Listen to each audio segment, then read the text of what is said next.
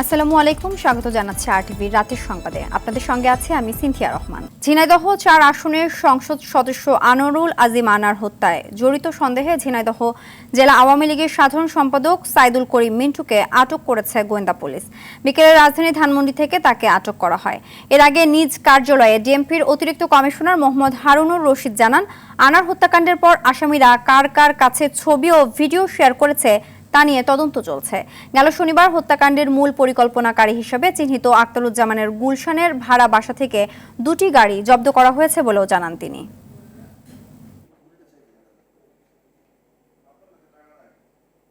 তারা হত্যাকাণ্ডের ছবি বা বিভিন্ন বিষয়গুলি বিভিন্ন জনের কাছে শেয়ার করেছে কিনা সেটা আমরা তদন্ত করছি। আর শেয়ার করে কারো কাছে আর্থিকভাবে লাভবান হয়েছে কিনা, কাদের কাছে আর্থিকভাবে লাভবান হয়েছে, সবগুলি আমরা তদন্ত করে আমরা বের করছি। সহকর্মীকে হত্যায় অভিযুক্ত কনস্টেবল কাউসারের মানসিক অসুস্থতার কথা আগ থেকেই জানত পুলিশ বাহিনী। তবে চিকিৎসকরা সুস্থতার সার্টিফিকেট দেয়ায় তাকে দায়িত্বে রাখা হয় বলে জানান আইজিপি চৌধুরী আব্দুল্লাহ মামুন। আর স্বরাষ্ট্রমন্ত্রী বললেন, ভবিষ্যতে এ ধরনের ঘটনা এড়াতে পুলিশ সদস্যদের মানসিক স্বাস্থ্যের প্রতি জোর দেওয়া হবে। দুপুরে রাজারবাগে হাইওয়ে পুলিশের প্রতিষ্ঠা বার্ষিকীর অনুষ্ঠানে এসব কথা বলেন তারা। তবে বেনজির সহ দুর্নীতিবাজ কর্মকর্তাদের নিয়ে পুলিশ বিভাগ বিব্রত কিনা এমন প্রশ্ন এড়িয়ে যান আইজিপি। বিস্তারিত সুমন তানভীরের প্রতিবেদনে। ফিলিস্তিনি দূতাবাসের সামনে সহকর্মীর ওপর কনস্টেবল কাউসারের এমন গুলিবর্ষণের ঘটনার পর থেকেই তার মানসিক সুস্থতা নিয়ে চলছে নানা আলোচনা সমালোচনা। পরিবার তাকে মানসিক অসুস্থ দাবি করলেও বিষয়টি অস্বীকার করে যাচ্ছিল পুলিশের বিভিন্ন পর্যায়ের কর্মকর্তারা। তবে সকালে রাজারবাগ পুলিশ লাইন্সে হাইওয়ে পুলিশের প্রতিষ্ঠা বার্ষিকীর অনুষ্ঠানে কাউসারের মানসিক অসুস্থতার বিষয়টি স্বীকার করে নেন পুলিশ মহাপরিদর্শক। চিকিৎসকরা সুস্থতার সনদ দেয় তাকে দায়িত্ব রাখা হয় বলে দাবি করেন তিনি। এটা আমরা জেনেছি, জানার পরে যখন একজন ডাক্তার তাকে বলেছে যে সে ফুললি ফিট ফর জব, তখন আমরা তাকে কাজে নিয়োজিত করেছি। এরপরও আমার মনে হয় যে আমরা আরও তাদেরকে নিয়োজিত করার বিষয়ে আরও বেশি বোধহয় সতর্ক থাকবো ইনশাআল্লাহ। অনুষ্ঠানে পুলিশের মানসিক স্বাস্থ্য নিয়ে সাংবাদিকদের প্রশ্নের উত্তর দেন স্বরাষ্ট্রমন্ত্রীও। কথা বলেন এমপি আনার হত্যা নিয়েও। আমাদের ওই এলাকাটা একটা সন্ত্রাস কবল এলাকা, ওখানে কি হয়েছে সত্যিকারের ঘটনা সেটা আমাদের জানতে হবে। আমরা এখন তদন্ত করছি, তদন্ত পরে আপনাদেরকে জানাবো। মানসিক স্বাস্থ্য নিয়ে তাদেরকে বিস্তারিতভাবে কয়েকদিন তাদের পরামর্শ দেওয়া হয়, ট্রেনিং দেওয়া হয়, যাতে তাদের মেন্টাল স্ট্রেসটা তাদের মানে কম থাকে। সেই জন্য তাদের একটা কোর্স মানে 2-1 দিনের একটা কোর্স চলে, এবং সেই ব্যাপারে আমাদের এই যে ঘটনা ঘটছে এইটার কারণ এবং এটা কিভাবে ভবিষ্যতে আমরা কিভাবে যাব সেইটা নিয়ে আমরা আমাদের আইজিপি সাহেব রিসার্চ করছেন। তবে বেনজির আহমেদ সহ সাবেক ও বর্তমান পুলিশ সদস্যদের জ্ঞাত আয় বহির্ভূত সম্পদ অর্জনের প্রশ্নে পুলিশ বাহিনী বিব্রত কিনা সাংবাদিকদের এমন প্রশ্ন এড়িয়ে যান ঊর্ধ্বতনরা। একটা খবর আসলো, এদিকে আমরা বিশ্বাস করে ফেললাম, এটার চেয়ে আমার মনে তদন্ত হচ্ছে। সুমন তানভীর, আরটিভি, ঢাকা। গাইবান্ধার সাদুল্লাপুর উপজেলার জামালপুর বালিকা উচ্চ বিদ্যালয়ের 5 শিক্ষার্থীকে ধারালো ছুরি দিয়ে কুপিয়ে জখম করেছে এক নারী। জান্নাতি আক্তার নামে বহিরাগত এই নারী হঠাৎ করে স্কুলে ঢুকে শিক্ষার্থীদের ছুরিকাঘাত করে। আহতদের মধ্যে 3 জনকে উদ্ধার করে উপজেলা স্বাস্থ্য কমপ্লেক্সে ভর্তি করা হয়েছে। 2 জনকে প্রাথমিক চিকিৎসা দিয়ে বাসায় পাঠানো হয়েছে। সকাল 10:30টার দিকে স্কুলে ক্লাস চলাকালে এই হামলা ঘটে। আহত সবাই স্কুলের 6ষ্ঠ শ্রেণীর শিক্ষার্থী। অভিযুক্ত নারী জান্নাতি আক্তারকে আটক করেছে পুলিশ।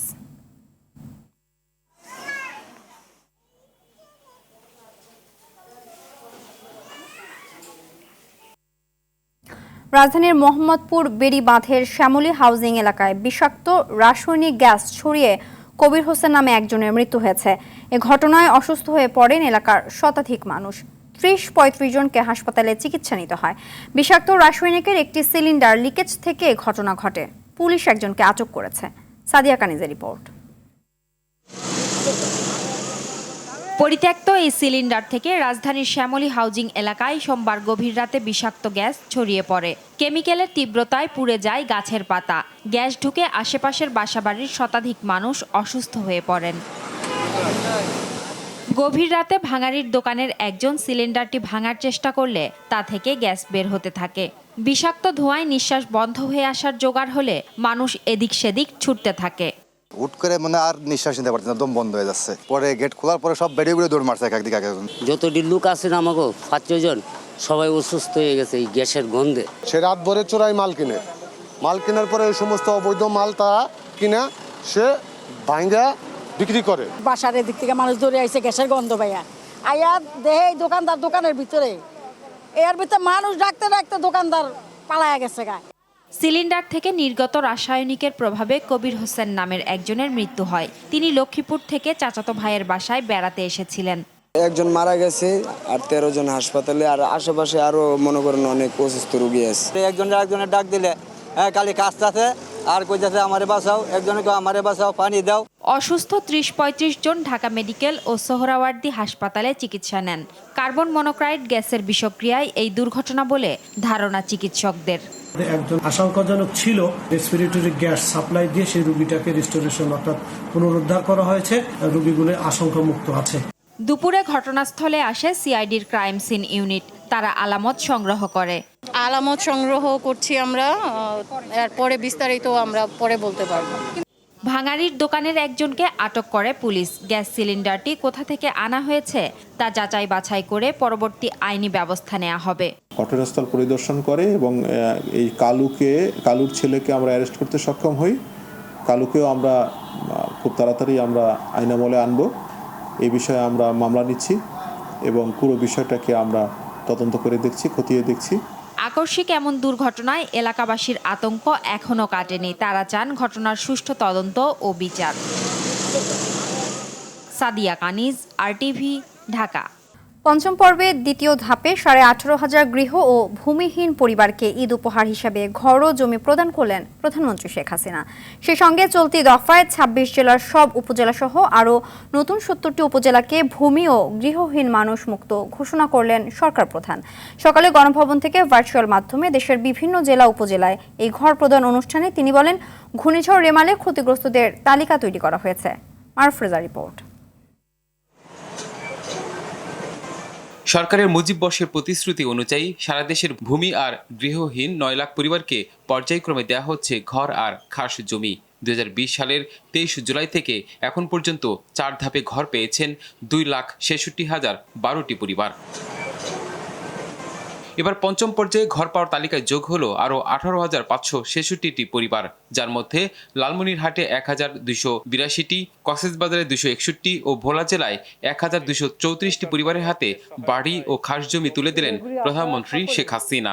আমার পক্ষ থেকে তাদের হাতে হস্তান্তর করবেন। গণভবন থেকে ভার্চুয়াল মাধ্যমে উদ্বোধন শেষে প্রধানমন্ত্রী শেখ হাসিনা বলেন, জাতির পিতার আকাঙ্ক্ষার দেশ গড়াই তার মূল লক্ষ্য। জাতির পিতা যে জাতির জন্য এভাবে জীবন দিয়ে গেছেন, তার আকাঙ্ক্ষা পূর্ণ করাটাই আমাদের কাজ। আজকে আমরা তার সেই পদাঙ্ক অনুসরণ করি পদক্ষেপ নিচ্ছি যে কিভাবে আমরা এদেশের মানুষের ঘর বাড়ি তৈরি করে দিয়ে মানুষের জীবন মান উন্নত করতে পারি। প্রত্যেকটা গ্রামকে আমরা নাগরিক সুবিধা নিয়ে আসব, প্রত্যেকটা গ্রামের মানুষ নাগরিক সুবিধা পাবে।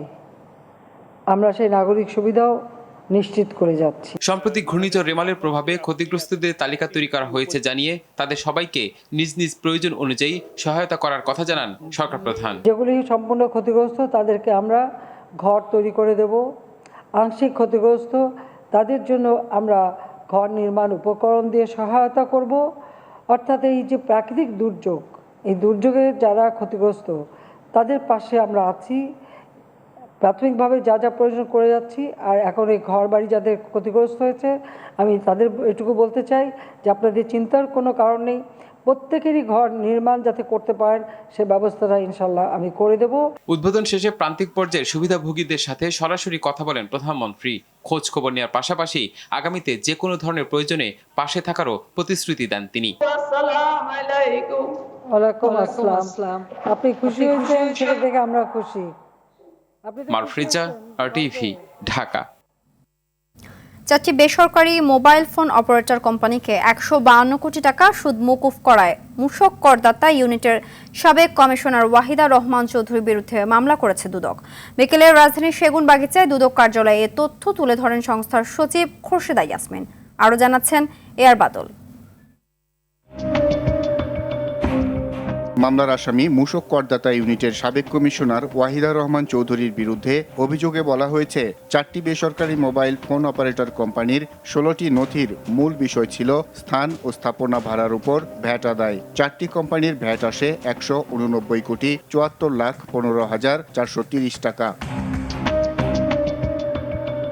কোম্পানিগুলো নির্ধারিত সময়ে এ টাকা পরিশোধ না করায় সুদ হয় 152,89,390 টাকা। পরে মূল টাকা পরিশোধ করলেও সাবেক কমিশনার ওয়াহিদা রহমান চৌধুরী সুদের টাকা একক সিদ্ধান্তে মওকুফ করেন। দুদক সচিব বলেন, উপরোক্ত টাকা আদায়যোগ্য হলেও সুদ মওকুফের মাধ্যমে আসামি অপরাধ করায় তার বিরুদ্ধে মামলা হয়েছে। জনাব ওয়াহিদা রহমান চৌধুরী কাস্টমসের প্রাক্তন কমিশনার, বর্তমানে তিনি পিআরএলে রয়েছেন। তিনি বৃহৎ করদাতা ইউনিট মূসক ঢাকায় কর্মরত থাকাকালে আইনের ব্যত্যয় ঘটিয়ে অসৎ উদ্দেশ্যে ক্ষমতার অপব্যবহার করে এখতিয়ার বহির্ভূতভাবে 16টি নথিতে 4টি মোবাইল অপারেটর কোম্পানি গ্রামীণ ফোন, বাংলা লিংক, রবি এবং এয়ারটেলের নিকট অপরিশোধিত সুদ বাবদ পাওনা 152,89,390 টাকা মওকুফ করে সরকারের আর্থিক ক্ষতি সাধন করেছেন। খোরশেদা ইয়াসমিন বলেন, 16টি নথির মাধ্যমে ক্ষমতার অপব্যবহার করে ওয়াহিদা রহমান এ অপরাধ করেছেন। তিনি ক্ষমতার অপব্যবহার এবং অপরাধজনক বিশ্বাসভঙ্গের মাধ্যমে এই বিপুল পরিমাণ অর্থ আত্মসাৎ করে দণ্ডবিধির 218/409 ধারা এবং 1947 সালের দুর্নীতি প্রতিরোধ আইনের 5(2) ধারায় শাস্তিযোগ্য অপরাধ করায় তার বিরুদ্ধে দুদক সজেকা ঢাকা 1-এর মামলা নম্বর 9 রুজু করা হয়। আসামি ওয়াহিদা রহমান চৌধুরীর বিদেশ যাত্রায় নিষেধাজ্ঞা দেয়া হবে কিনা এবং ব্যক্তিগত সম্পদের হিসেবের অনুসন্ধান করা হবে কিনা মামলার তদন্ত পর্যায়ে বিষয়গুলো দেখা হবে বলেও জানান তিনি। সেটা মামলা যখন শুরু হবে তখন তদন্তকালে দেখা হবে। অভিযুক্ত 4টি বেসরকারি মোবাইল অপারেটর কোম্পানির বিরুদ্ধে ব্যবস্থা নেওয়া হবে কিনা তা খতিয়ে দেখা হবে বলেও জানান দুদক সচিব। আর বাদল, RTV, ঢাকা। গুগল ও ফেসবুক সহ অনলাইন টেক জায়ান্ট কোম্পানিগুলোর কাছ থেকে কর আদায়ের বিষয়ে প্রতিবেদন দাখিল না করায় জাতীয় রাজস্ব বোর্ডের চেয়ারম্যান আবু হেনা মোহাম্মদ রহমাতুল মুনিমের বিরুদ্ধে রুল জারি করেছে আদালত। বিচারপতি JBM হাসান ও বিচারপতি রাজিক আল জলিলের সমন্বয়ে গঠিত হাইকোর্ট বেঞ্চ এর রুল জারি করে 4 সপ্তাহের মধ্যে রুলের জবাব দিতে বলা হয়েছে। ব্যারিস্টার মোহাম্মদ হুমায়ুন কবির পল্লব ও ব্যারিস্টার মোহাম্মদ কাউসার সহ সুপ্রিম কোর্টের কয়েকজন আইনজীবী জনস্বার্থে 2018 সালের 9 এপ্রিল হাইকোর্টের সংশ্লিষ্ট শাখায় রিট করেন। রিটে অর্থ মন্ত্রণালয়ের সচিব, বাংলাদেশ ব্যাংকের গভর্নর, জাতীয় রাজস্ব বোর্ডের চেয়ারম্যান, গুগল, ফেসবুক, ইয়াহু সহ মোট 12 জনকে বিবাদী করা হয়। Google, Facebook, Amazon, Yahoo, Microsoft সহ যারা অনলাইন বিজনেস করে থাকেন, ফেসবুক সহ, তাদেরকে ট্যাক্স এবং ভ্যাটের আওতায় আনবার জন্য একটি রিট পিটিশন দায়ের করেছিলাম। কিন্তু দীর্ঘদিন যাবৎ তারা এই ট্যাক্স এবং ভ্যাট ফাঁকি দিয়ে আসছে। Law and life foundation trust একটি আদালত অবমাননার মামলা করেছিলেন। সেই আদালত অবমাননার মামলায় আজকে মাননীয় হাইকোর্ট জাতীয় রাজস্ব বোর্ডের চেয়ারম্যানের বিরুদ্ধে আদালত অবমাননার রুল জারি করেছেন। রাজধানীতে এখনো পুরোপুরি জমে ওঠেনি কোরবানির পশুর হাট, অনেকটাই ফাঁকা হাটগুলো। তবে দেশের বিভিন্ন অঞ্চল থেকে আসতে শুরু করেছে কোরবানির পশু। দেশি গরুর পাশাপাশি হাটে এসেছে ভারত, পাকিস্তান ও ভুটানের গরুও। বেচাকেনা জমে না উঠলেও অনেকেই হাটে আসছে গরু দেখতে। তাদের অভিযোগ, গতবারের চেয়ে এবার দাম বেশি হাঁকছে ব্যাপারীরা। আরও জানাচ্ছেন দীপ্তচন্দ্র পাল। 20 মনের রাজাবাবুকে আনা হয়েছে গাবতলী হাটে। বিক্রির জন্য ব্যাপারীর দাম হাঁকছেন 12 লাখ টাকা। এছাড়াও তার কাছে আছে সাকিব, হিরো আলম সহ নানা নামের গরু। এটার নাম রাখছে সাকিব, আর রাখছে হিরো আলম, রাখছে রাজাবাবু, এই 3টে গরু, আর একটা রাখছে করিমনি। নাটোরের লালচান রয়েছে তেজগাঁও পলিটেকনিক হাটে। প্রায় 18 মন ওজনের এই গরুটির দাম চাইছেন 7 লাখ টাকা। আসলে বাছুরটা লাল ছিল বিধায় ওই যে যার কাছ থেকে নিয়েছিলাম তারা লাল লাল করে দেখতো, তা আমরা ওই সময় থেকে হয়তো করেছি যে আমরা হাটে যা হয়তো এই নামটাই বলবো, লালচান। শুধু বড় গরু নয়, চুয়াডাঙ্গা থেকে এসেছে মাঝারি সাইজের দেশি গরু। মাঝারি গরুর বেশি চাহিদা থাকে, এই যে সবগুলা গরু এইসব গরুগুলার চাহিদা বেশি থাকবে সব সময়। হাটে দেশি গরুর পাশাপাশি রয়েছে ভারতীয় গরু, রয়েছে মরুভূমির উটও। দুইটা আনছি ভাই, দুইটাই আছে। দাম চাচ্ছি বড়টা 28 লক্ষ টাকা আর এইটা 26 লক্ষ টাকা। এইগুলা হলো ইন্ডিয়ান পাকিস্তানে আছে, তারপরে নেপাল আছে। এখনো পুরোদমে বিক্রি শুরু না হলেও ক্রেতাদের অভিযোগ এবছর বেশি দাম হাঁকা হচ্ছে গরুর। গরু কিনবো হচ্ছে শুক্রবার শনিবার অথবা রোববার, রাখারও তো একটা ব্যাপার সেবা আছে, কিন্তু আসছি দেখছি কতটুকু করতেছে। দাম তো এখন প্রথম দিকে এখন সেরকম ভাবে ছাড়বে না, পরে যখন বিক্রি 2-1 দিন পরে বিক্রি দেওয়া হবে তখন বোঝা যাবে যে কিরকম দাম আসলে বিক্রি। এখন তো মোটামুটি চাচ্ছে, বেশি যাচ্ছে দেখা যায়। রাজধানীতে এবার 17টি পশুর হাট বসেছে, উত্তরে 7 আর দক্ষিণ সিটি কর্পোরেশন এলাকায় 10টি। দীপচন্দ্র পাল, RTV, ঢাকা। নেপাল থেকে 5 বছরের জন্য 40 মেগাওয়াট জলবিদ্যুৎ আমদানি করবে বাংলাদেশ। প্রতি ইউনিটের খরচ পড়বে 8 টাকা 17 পয়সা। সচিবালয়ে অর্থমন্ত্রী AH মাহমুদ আলীর সভাপতিত্বে অনুষ্ঠিত ক্রয় সংক্রান্ত মন্ত্রিসভা কমিটির বৈঠকে এই সিদ্ধান্ত নেওয়া হয়। পরে ব্রিফিংয়ে মন্ত্রী পরিষদ বিভাগের সংস্কার ও সমন্বয় বিভাগের সচিব মাহমুদুল হোসেন খান জানান, বাংলাদেশ নেপাল ভারত ত্রিপক্ষীয় চুক্তির মাধ্যমে এই বিদ্যুৎ কেনা হবে। ভারতীয় গ্রিড ব্যবহার করে বাংলাদেশে আসবে এই বিদ্যুৎ।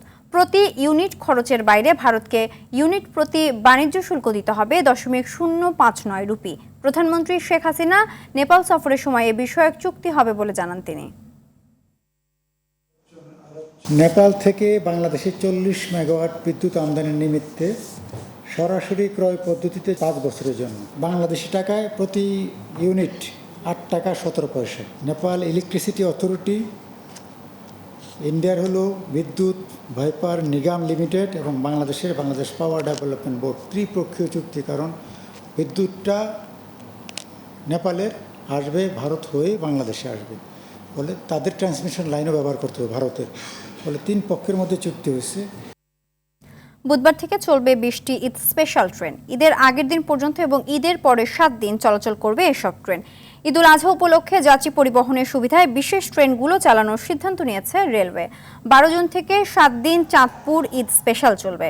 চট্টগ্রাম চাঁদপুর চট্টগ্রাম রুটে একই সময় ঢাকা দেওয়ানগঞ্জ ঢাকা রুটে দেওয়ানগঞ্জ ঈদ স্পেশাল, চট্টগ্রাম ময়মনসিংহ চট্টগ্রাম রুটে ময়মনসিংহ ঈদ স্পেশাল, চট্টগ্রাম কক্সবাজার চট্টগ্রাম রুটে কক্সবাজার ঈদ স্পেশাল ট্রেন চলবে। এছাড়া পার্বতীপুর ঈদ স্পেশাল, জয়দেবপুর পার্বতীপুর জয়দেবপুর রুটে চলবে ট্রেন। শোলাকিয়া ঈদ স্পেশালও যথারীতি চলবে।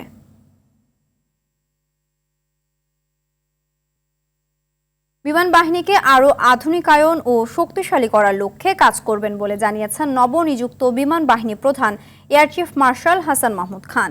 দুপুরে রাজধানী ধানমন্ডি 32 নম্বরে বঙ্গবন্ধু শেখ মুজিবুর রহমানের প্রতিকৃতিতে শ্রদ্ধা নিবেদন শেষে কথা বলেন তিনি।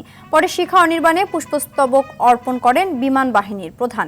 এ সময় বিমান সদর দপ্তরে তাকে বিমান বাহিনীর পক্ষ থেকে গার্ড অব অনার দেওয়া হয়। এর আগে সকালে আনুষ্ঠানিকভাবে বিমান প্রধানের দায়িত্ব নেন তিনি।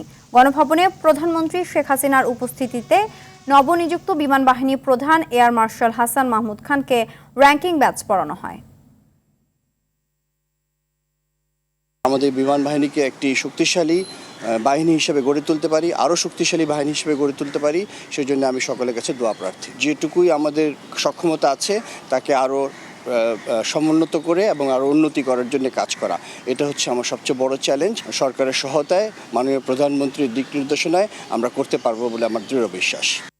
2018 সালের একটি আগ্নেয়াস্ত্র মামলায় দোষী সাব্যস্ত হয়েছেন মার্কিন প্রেসিডেন্ট জো বাইডেনের ছেলে হান্টার বাইডেন। অবৈধভাবে বন্দুক কেনার সময় মাদকাসক্তির ব্যাপারে আইনশৃঙ্খলা বাহিনীকে মিথ্যা বলার জন্য মঙ্গলবার ডেলাওয়্যার রাজ্যের উইলমিংটনের একটি আদালত হান্টারকে দোষী সাব্যস্ত করে। ক্ষমতাসীন কোনো প্রেসিডেন্ট পুত্র হিসেবে এমন মামলায় দোষী সাব্যস্ত হওয়ার প্রথম নজির এটি, যদিও এ ব্যাপারে এখনও কিছু জানায়নি হওয়া।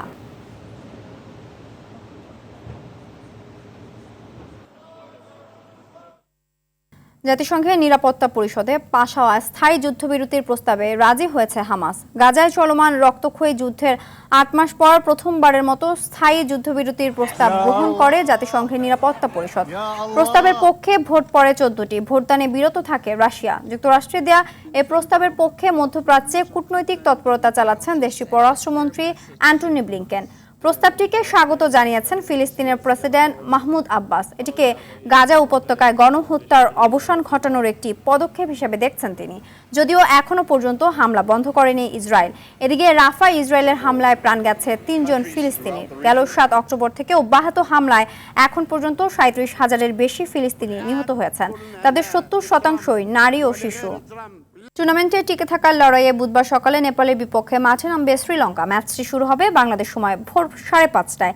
2 খেলায় দুটিতেই হেরে ডি গ্রুপে পয়েন্ট তালিকার তলানিতে থাকা লঙ্কানরা এ ম্যাচে হারলে বিশ্বকাপ থেকে বিদায় নিশ্চিত হবে। তাই সুপার 8-এ যাওয়ার আশা বাঁচিয়ে রাখতে এ ম্যাচে জয়ের বিকল্প কিছু ভাবছে না লঙ্কানরা। অপরদিকে নেপালও চায় জয় দিয়ে পরবর্তী রাউন্ডে যাওয়ার সম্ভাবনা উজ্জ্বল করতে। তবে প্রতিপক্ষের চেয়ে আবহাওয়ার বিষয়টি নিয়ে বেশি চিন্তায় দল দুটি। পূর্বাভাস বলছে বৃষ্টি বাধায় পণ্ড হতে পারে লঙ্কা নেপাল ম্যাচটি। অপরদিকে বাংলাদেশ সময় ভোর 6:30টায় মুখোমুখি হবে বি গ্রুপের অস্ট্রেলিয়া ও নামিবিয়া। রাতের সংবাদ এ পর্যন্তই। সবশেষ সংবাদ জানতে যে কোনো মোবাইল ফোন থেকে 24141 নম্বরে ডায়াল করুন। মধ্যরাতের সংবাদ রাত 1টায় দেখার আমন্ত্রণ রইল। ধন্যবাদ সবাইকে।